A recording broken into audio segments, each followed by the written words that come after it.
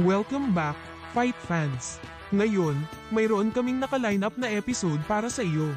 Sumisid kami sa inaabangang rematch ni Ryan, King Rhee, Garcia at Gervonta, Tank, Davis. Ang kanilang unang laban ay isang thriller, at ang rematch ay nangangako na magiging mas pasabog. Nandito kami upang sirain ang pagsusuri sa laban at mga diskarte na maaaring matukoy ang mananalo. Kaya, pindutin ang button na mag-subscribe, i-ring ang notification bell, at maghanda tayong dumagundong. Magsimula tayo sa pamamagitan ng pagtingin sa ating mga manlalaban. Sa isang sulok, mayroon kaming Ryan Garcia, ang kidlat mabilis at charismatic na bituin na may pamatay na kaliwang kawit. Ang bilis at katumpakan ni Garcia ay ginagawa siyang isang mapanganib na kalaban para sa sinuman sa ring. Bumalik siya na may paghihiganti. Tinitingnan ng kahit na ang score pagkatapos ng kanilang unang pagkikita. Sa kabilang sulok, mayroon kaming Gervonta Davis, ang knockout artist na may dinamite sa magkabilang kamay. Ang kapangyarihan at walang humpay na presyon ni Davis ay nakakuha sa kanya ng isang nakakatakot na reputasyon. Nilalayon niyang patunayan muli ang kanyang pangingibabaw at walang pag-aalinlangan sa kanyang kataasan. Ngayon, sumisid tayo sa pagsusuri ng laban, na tumutuon sa tatlong pangunahing lugar, opensa, depensa, at ring generalship. Si Ryan Garcia ay kilala sa kanyang nagliliyab na bilis ng kamay at ang signature left hook. Gusto niyang lumaban sa mid-range kung saan magagamit niya ang kanyang mabilis na kombinasyon at mahuli ang mga kalaban gamit ang mga counter. Ang pagkakasala ni Garcia ay binuo sa kanyang bilis at timing. Ang pagkakasala ni Gervonta Davis ay tungkol sa kapangyarihan at presyon.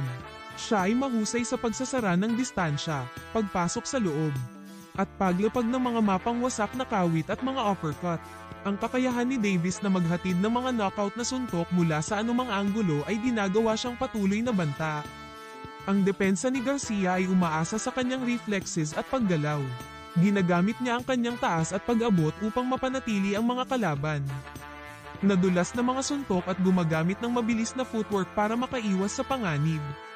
Gayunpaman, kung minsan ang kanyang agresibong estilo ay maaaring mag-iwan sa kanya na bukas sa mga counter.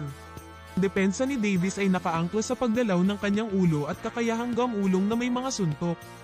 Siya ay sanay sa pagdulas ng mga putok at pag-counter kaagad. Ginagawa ang mga kalaban na magbayad para sa anumang mga pagkakamali. Ang kanyang compact na tindig ay nagbibigay daan sa kanya upang mabisang ipagtanggol habang nananatili sa posisyon para umatake. Layunin ni Garcia na kontrolin ang singsing gamit ang kanyang jab at reach. Gusto niyang itakda ang bilis at panatilihin ang laban sa gusto niyang distansya, gamit ang kanyang bilis sa pagpasok at paglabas. Ang pagkontrol sa gitna ng singsing ay magiging mahalaga para sa kanya. Si Davis ay mahusay sa pagputol ng singsing at paglalapat ng walang humpay na presyon. Pinipilit niya ang kanyang mga kalaban sa hindi komportable na mga posisyon, kung saan maaari niyang ilabas ang kanyang mga power shot. Ang kanyang kakayahang magdikta sa bilis at panatilihin ang laban sa kanyang mga termino ay isang pangunahing lakas. Hatiin natin ang mga diskarte para sa bawat manlalaban. Para kay Ryan Garcia, ang susi sa tagumpay ay gamitin ang kanyang bilis at abot. Kailangan niyang manatili sa labas, gamitin ang kanyang jab para panatilihing malayo si Davis. At maghanap ng mga pagkakataon upang mapunta ang kanyang mabilis na mga kombinasyon at kontrasuntok. Ang pag-iwas sa matagal na palitan ng malapitan ay magiging mahalaga. Para kay Gervonta Davis, ang diskarte ay umiikot sa pressure at kapangyarihan. Kailangan niyang makapasok sa abot ni Garcia, putulin ang singsing, at gawin itong isang pisikal na laban. Sa pamamagitan ng patuloy na pagdiin at pag-target sa katawan ni Garcia, maaaring pabagalin siya ni Davis at iset up ang kanyang mga knockout shot. Ngayon, pag-usapan natin ang mga hula at mga susi sa tagumpay. Kung mapapanatili ni Garcia ang kanyang distansya, gamitin ang kanyang bilis para malampasan si Davis.